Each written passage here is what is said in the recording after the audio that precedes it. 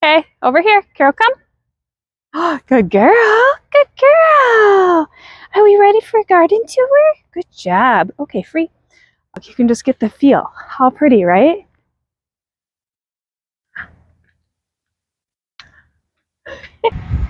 Garden tour, end of June, beginning of July, 2024. This is actually technically my third take. First one, my storage died. Second one is locked in my husband's phone because I tried using his phone and it doesn't really matter, but anyway. Also, we'll splice in the first cut of the first version. Actually was like sort of dressed and looking nice-ish. From here, you can see how huge the zinnias and the celosias are, and they are looking beautiful. I have been working on keeping this clear of weeds, and whenever we get rains, this area floods out. This area here floods out. So I need to get like a French drain to put through here to divert the water better, but that's not an out project. Zinnias and the celosia, like I said, are looking amazing. They are so pretty. They are so tall. This guy's looking a little sad. We're supposed to be getting rain here in the next half hour-ish, so they'll be happy in a bit. But as you can see, we've got a couple of different versions of these zinnias. These are the Floret Farms originals. I never remember which is which. I will say that out in the garden, I like these ones with kind of the orangey peachy color a lot. And then out in the garden, these really pretty pinky and kind of a corally blush colored ones they get washed out by our strong Florida sun, 10B Florida sun. But in the house, they're really pretty. So I struggle on, do I kind of try to save some seeds from these because they're so pretty in the house? I'm not sure. I think I'm going to save them anyway just because, you know, they were expensive and I've never saved seeds and I want to see what happens, like what they become next year, because they'll, of course, adapt and change to their environment. But they're doing phenomenal. This one, I literally only get a few here and there, so that one's not as strong. Also, you can see at the base of that one, it has had some issues, so potentially maybe it's not even strong enough to last. And then we have these ones, which are just a little past their prime. They're the fun, kind of more frilly, frayed ones versus the button zinnias. Also a zinnia, in case you didn't know. Very pretty. Those ones I really, really love. I wish there was one that wasn't as far past bloom, but whatever. The coral bells on the lower flowers here, that experiment is proving to be at best. So there used to be some there. There used to be some over there in that dead pile. You can kind of see all around. The purple ones look really nice. I think these ones are purple rain. I'm not sure. I'll put it up. It was from the previous video. The little yellow ones with the yellow and white stripe are adorable. Those look cute. So I don't know if they're happy because they're getting a little shade or they're not getting stomped on by Carol. The coral colored ones again are really pretty. The label said that they want to be in a container, and they clearly do. I was hoping once the rains came that they would be happy. They are not. The Rudbeckia, these were the ones that had self-seeded, and I transplanted them over here, are doing pretty fine. I have a feeling next year they're going to just really fill out in here. I also want to get some sort of edging plant, but haven't done so. The alyssum will be cute after it rains. And since the last garden tour, I found a bunch more of the bricks in that center portion and have now started the next path.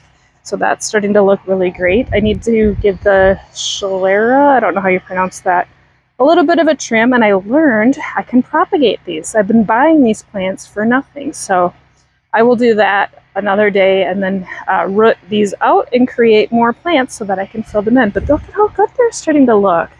The Hawaiian tea plants also looking nice.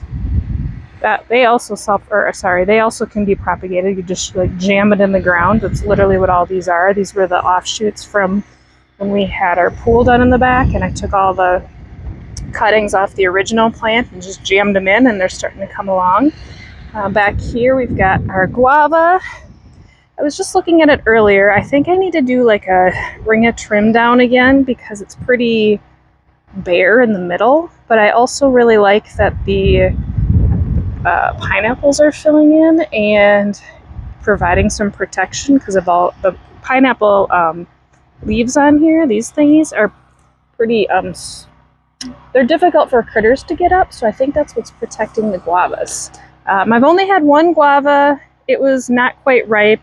The other ripe ones fell off in a storm, so still learning on that. You can see the pineapples, they are coming along great. Starting to get some yellow on them, so I think those are going to be turning soon. I did take a lawnmower and cut down this middle portion to try to do two things. One, be able to find the dreaded torpedo grass, and two, to reinvigorate the perennial peanut, which is what those little yellow flowers are. It worked great. I'm very happy with that. Let me back up a little bit. Over the arch, the muscadine grape, doing great. The coral honeysuckle, not so great. I'm not really sure why this one died. It does have a little bit at the base, so I think it'll come back, but you'll see over on the other trellis that that one's not dead, so, you know, sometimes they die. In the middle, you can see since the last time, I have weeded, I've leveled, sort of-ish. I have some of the leftover pool coping to kind of give the picture of the future of how pretty it's going to be once we have pavers in there that'll all kind of go in a circle around the bird bath. Look at it. Oh, can you see? Oh, there it is. Look at that. Is a monarch on my milkweed. How exciting! Back to the middle, squirrel. So that's looking cute. I put the chairs here thinking that that'd be a nice spot to sit. In the summer, it's way too hot out here, but maybe in the winter it'll be nice. And just visually, I think it looks cute. When we go down the path over here, I'll turn around and show you. Coming through here, I just did a little trim up on the David Austin Vanessa Bell. One there. You can see one last little bloom. I just deadheaded them, like I said. So this one's past its bend, but you can see we got some buds. So those are doing fine. The Carolina Jessamine is awesome, and the one that was over there that I think I pointed out in the last video has kind of sprung to life, so that will go over. Look at that monarch! It's just pollinators, so pretty. And then I did clear out the weeds, did the same thing here. I took the mower, and then I've been really working and getting that torpedo grass out, and the mulch does go that direction towards the drain when the rain comes. So like I said, I got to figure out a drainage situation, but for the most part, it actually does a really great job down there. It's doing exactly what I wanted, which is containing most of the a lot of the water for the native plants that we'll get to in a second. Here we've got the desert rose is blooming, another volunteer Rudbeckia in the completely wrong spot, but since I had my bins and stuff there, I just haven't been using that. Continue to string in the Confederate jasmine, poke through all the leaders through to get that to go over. So that's the Confederate jasmine, not in bloom right now. And then here is the second muscadine grape. And then, like I said, this is the coral honeysuckle that is doing okay.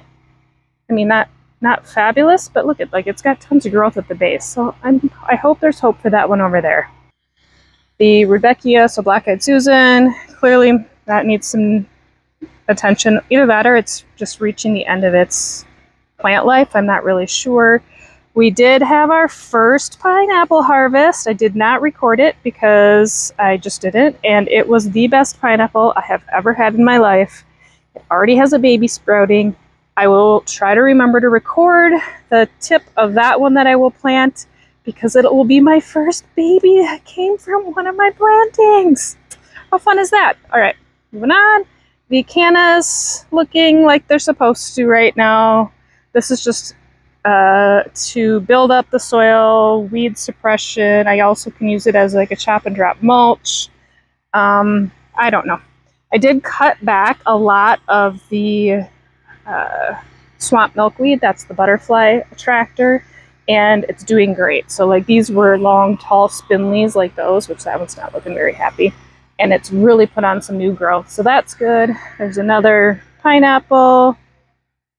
There's another one that's already put out a baby another side shoot, so that one's going to be getting ready to go.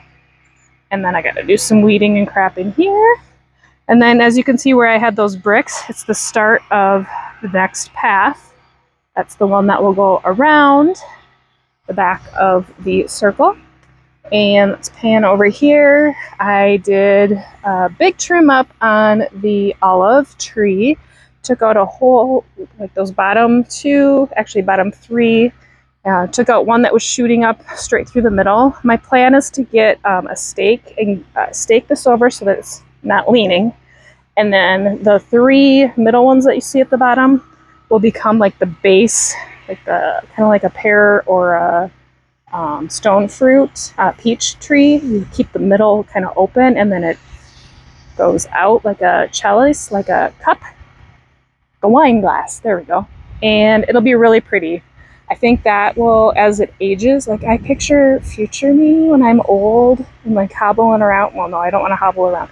When I'm old and in great shape, this tree will be like stunningly beautiful, and it will have those base three, and those will get big, and then I will continue to shape it and keep it on the smaller side because I don't want it to get super massive, because it is going to be like picture walking path, and then you have the olive canopying over. Tea bush, I did do a little bit of trimming. This guy just goes like crazy. It's full of pollinators. The bougainvillea, bouncing back. It's very finicky. Whoever says it's invasive is a liar. They are very finicky. And I need a new flag because the 4th of July is in 2 days, and that one needs to be retired. It is looking sad. I think I actually need to move this because it keeps getting stuck up on the gutter, and I think that's what's causing it to tatter. It keeps doing that. So anyway, let's see. Desert rose here. Look at the size of this pineapple. Very nice. Starting to yellow up. That one also has another pineapple shooting off the side, so that one's getting close to ripening. This is a lemon tree. I do need to do some pruning on it. It keeps sending out new growth, and then something eats it. I don't know what. I'm just kind of let it be. Eventually, she'll be pretty. Coming back over this direction. This is a ginormous, I think it's called a bird of paradise, with a bunch of weeds growing out of it. I don't know. I can't get rid of it. It's so massive. And then the espalier trellis is looking good. The 4 Confederate jasmines down there are coming along. I do have a string on 3 of them to get them to go up to the wire. That one I don't have. And that will be pretty, creating those beautiful diamonds of Confederate jasmine with the white blooms when they're in bloom in February/March. I have been staying on top of, for the most part, the weeds here. I do need to come out and use my new favorite tool, that hose strap thingy, but it's been doing great. Look at how good the rose tree is. All the rains made it very happy. This is the rose tree that we took from Minnesota and brought with us in the vehicle. It was at my dad's celebration of life, so not native at all, but has adapted itself very well to being in Florida, much like myself. On this side, this is my sad side. Pineapples. I know, before I even try. We had bees. I will splice that in here. There was a hive of bees in the green covered one. The water meter had a bee guy come out. He rehomes them, so it's not like I just killed the bees. They will have their own hive out on Bokeelia, which is a little on the end of Pine Island.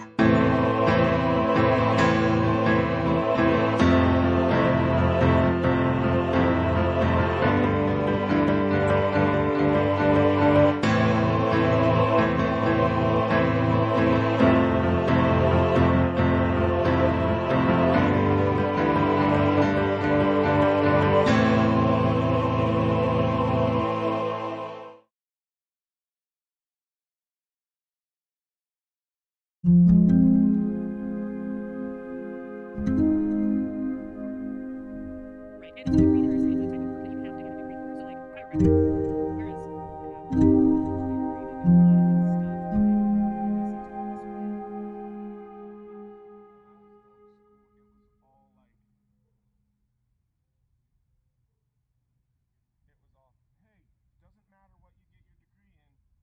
go. What's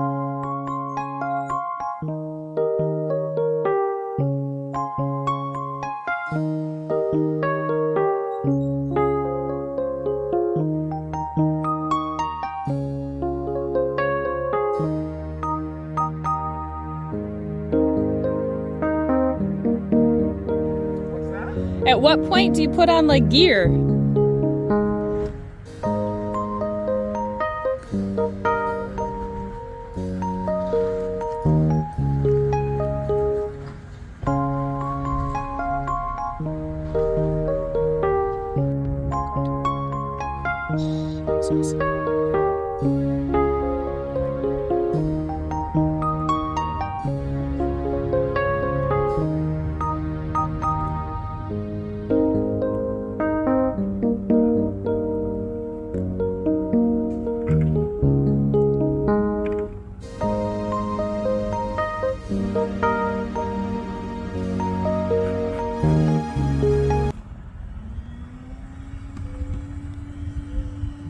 Safe vacuum.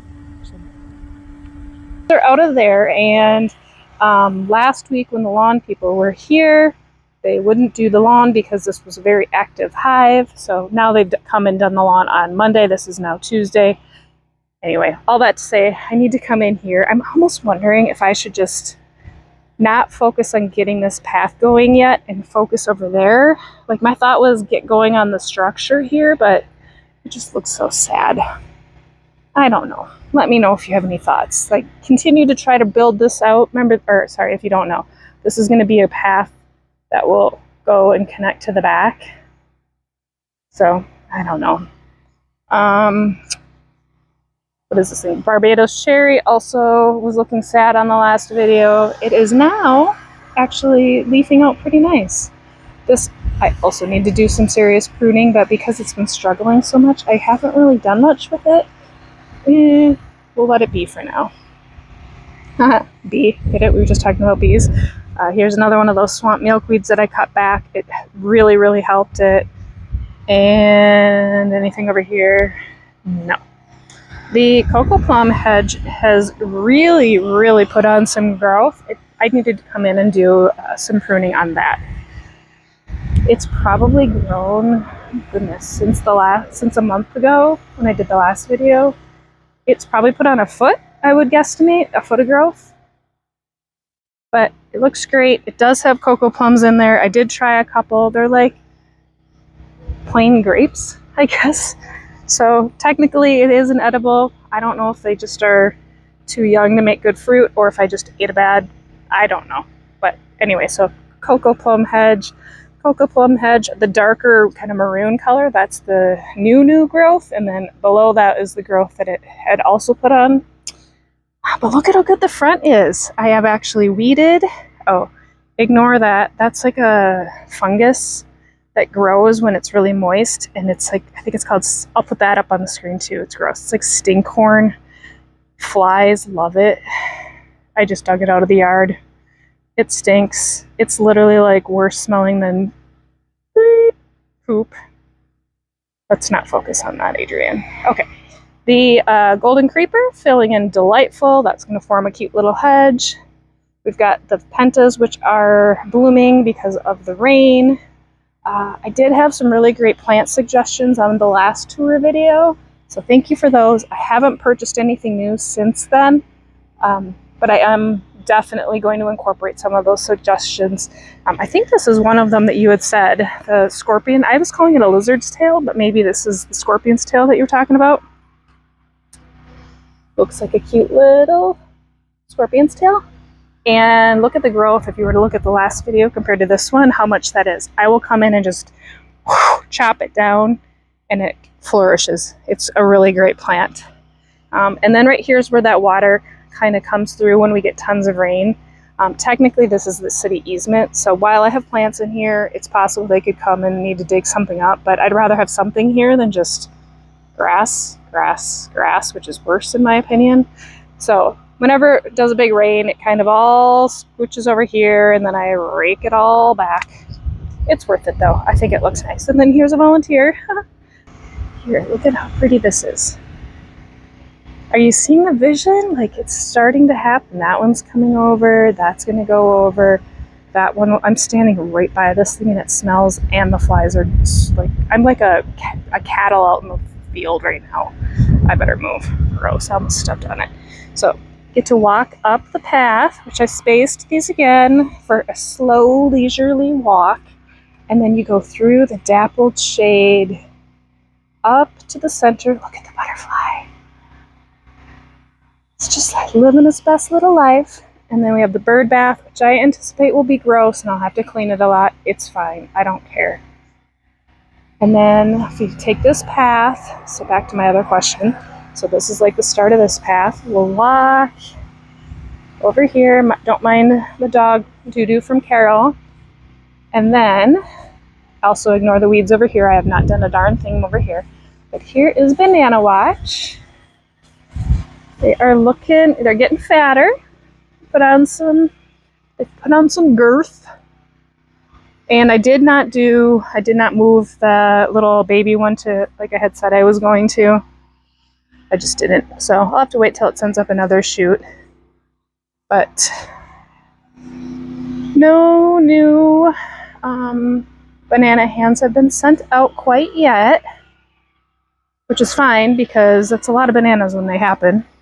We have so many in the freezer. There's a new leaf right there. We have so many in the freezer that I could wait on these. They can just take their sweet little time. Okay, and then let's end. I think I ended the last video literally standing right here. So that's a fun little throwback. I just love it. It's coming together. It's coming together. Cape Coral, it's a lifestyle.